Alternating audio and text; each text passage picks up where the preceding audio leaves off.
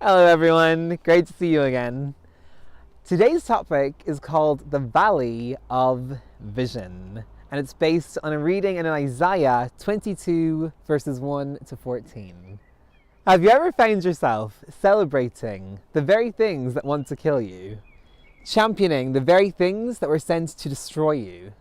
Found yourself under severe pressure from dark forces or the pressures of life? If so, it's possible that you have found yourself in the Valley of Vision.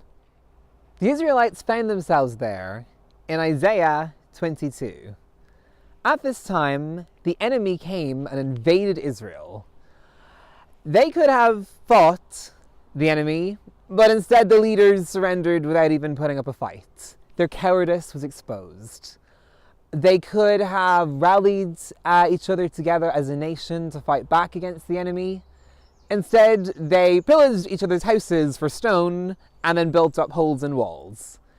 They could have praised the miracle worker, but instead they just hung out at places where miracles had happened and operated very redundantly. They could have called on God, but in the Valley of Vision, a spiritual blindness had taken over them and they could not see the Creator clearly. I think we've all found ourselves in the Valley of Vision at one point or another. When you're in the Valley of Vision, communities that could have rallied together and blessed each other become dog eat dog, attacking each other, denigrating each other's human status, taking from one another for selfish gain. The hollowness of leaders' promises become evident. Those in power show that they're just as confused as everybody else. People, instead of focusing on Creator God, focus on created things. Instead of blessing back the blesser or his kids, they just focus on the blessing and store it all up for themselves. Instead of championing the things of God, the paths of righteousness, other people and doing life together and just making sure we're all a strong unit, they just drink beer by the gallon, sit on the rooftops and wait around for death. That's exactly what happened in Isaiah 22. There's also a story in Judges chapters 13 to 16 that speak of a guy called Samson. Samson is known as the Hercules of the Bible, the strong guy, the dude with the long hair who probably had lots of nits. But instead, I see Samson as someone who walked and largely stayed in the Valley of Vision. You see, Samson fell in love with a very naughty lady who wasn't very good, named Delilah. He championed something that was not healthy for him. He was a leader of Israel, a judge, yet by falling to temptation, completely rejected the calling God had in his life. He got so caught up in this love tryst with a bad woman that actually he lost all his strength, all his power, and all his authority. You see, Delilah bound Samson, chopped his hair, the source of his strength, and ultimately sent Philistines after him to put out his eyes. Not only did he become spiritually blind, but also physically blind. At the end, Samson was found in the dungeons of Philistia, grinding grain, eyeless, being mocked in the pagan temples by all the evil leaders of the civilization. Then he leaned up against a pillar just as his hair began to grow back. He pushed against it, and the pillars fell down and crushed more Philistines than he'd ever killed before.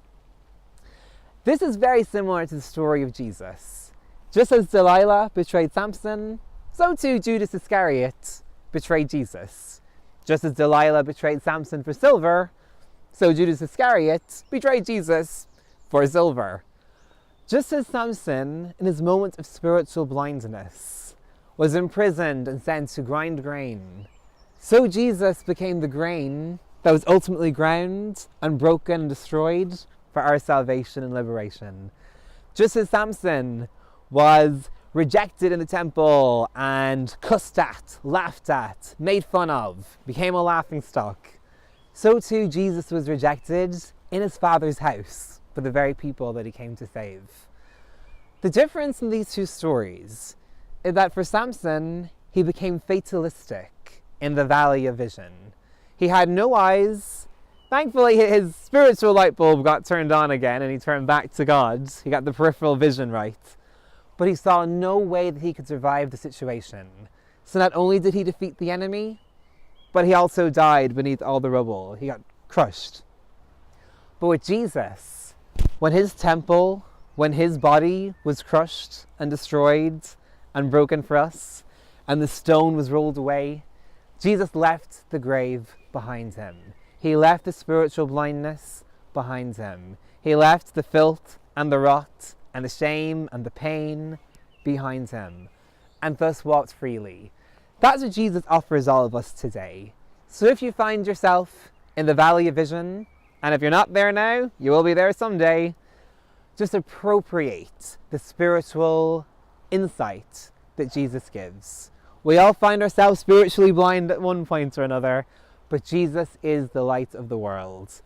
Afterwards, he turned the spiritual light bulb on, helps us to see spiritually, to see clearly.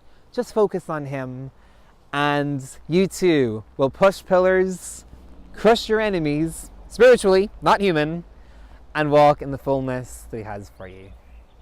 Be blessed.